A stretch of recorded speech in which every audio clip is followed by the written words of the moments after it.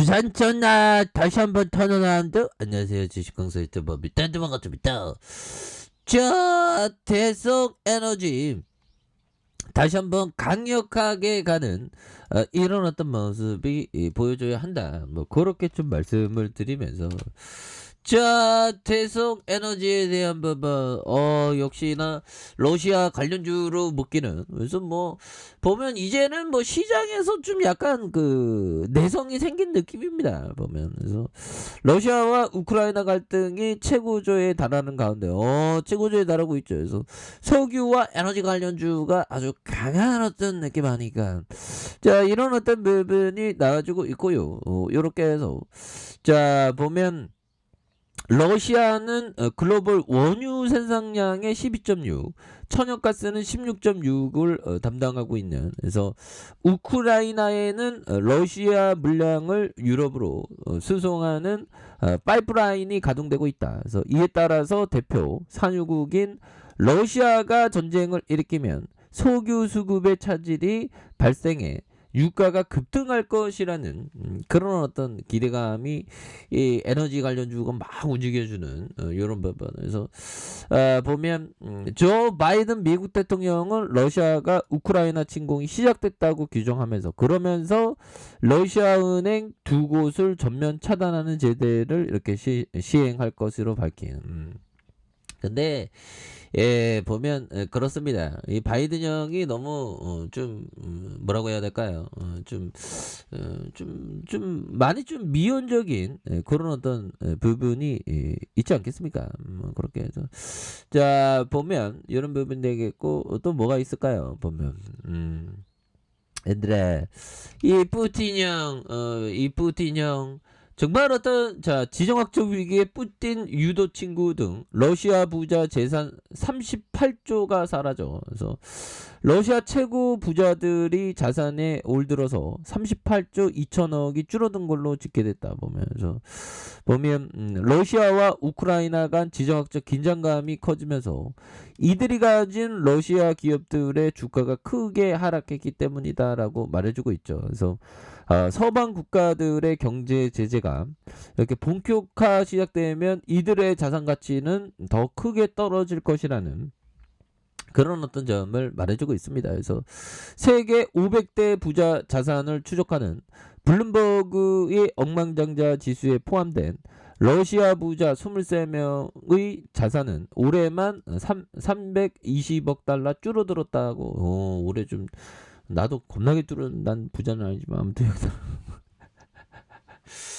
이거 뭐 돈 버는 게 뭐 이렇게 힘들어, 보면. 그래서 이들의 순자산 규모는 지난해 3,750억 달러였지만 이날 기준으로 3,430억 달러까지 내려간. 그래서 러시아 최고 부자의 석유 황제 게나디 팀체코다. 그래서 1990년대 초부터 블라드미르 푸틴 대통령과 각별한 관계를 유지한 팀체코는 푸틴의 후원자이자 최측근으로 꼽혔다라는 그런 점을 말해주고 있죠. 그래서 올해 들어서 자산의 3분의 1이 사라진 그는 160억 달러 규모의 자산을 보유한 걸로 알려졌다. 그래서 그는 러시아 가스회사 노바텍과 석유화학 기업 시브루 이렇게 해서 주식을 갖고 있고요. 그래서 2014년 러시아가 크림반도를 합병한 뒤 미국이 경제 제재를 준비하던 석유 기업 구보르 그룹 지분을 매각한 걸로 유명한 이런 부분에서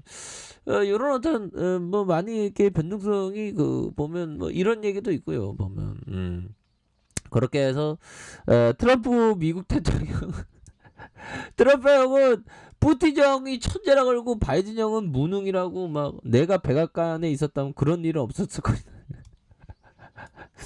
야, 뭐 트럼프 형이 백악관에 있었으면 진짜 장난 아니게 전쟁을 했어.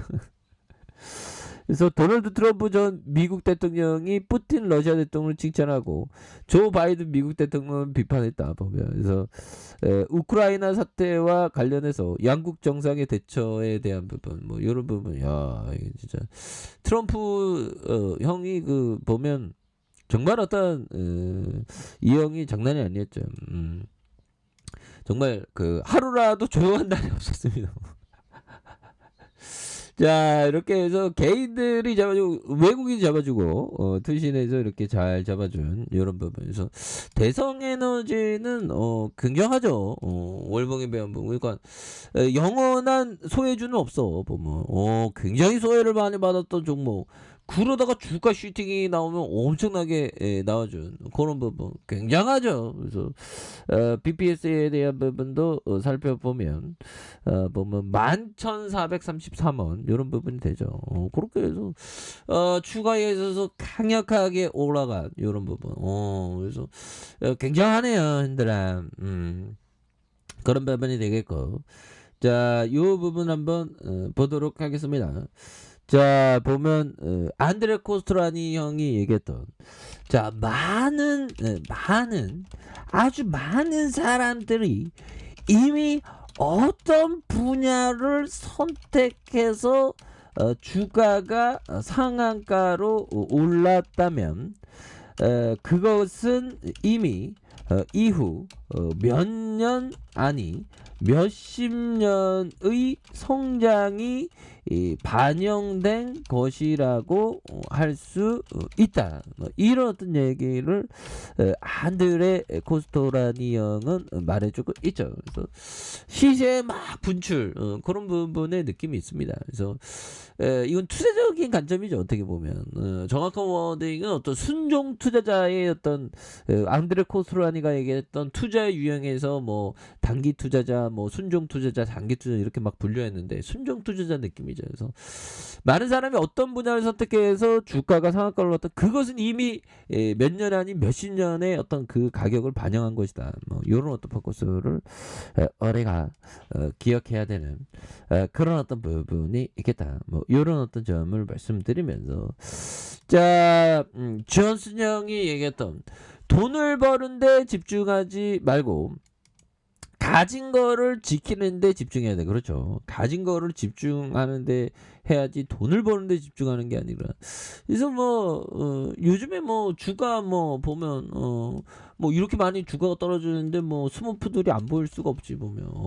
다 뭐 안 물리는 사람 없어 형들아 솔직한 얘기가 그렇잖아 보면. 그렇게 해서 요런 어떤 엄청난 하락장 보면 이제 뭐 서서히 좀 이제 끝나가야지 보면. 그래서 주가에 있어서도 과도한 어떤 하락에 있어서도 야 근데 형들아 외국인들 너무 파네 보면. 외국인들이 진짜 너무 파는 느낌입니다. 그래서 외국인들이 사거래일제 매도에 대한 부분이 자 이렇게 또 나오는 기타 법인에서는 이렇게 또 잘 잡아주고 있지 않습니까 보면.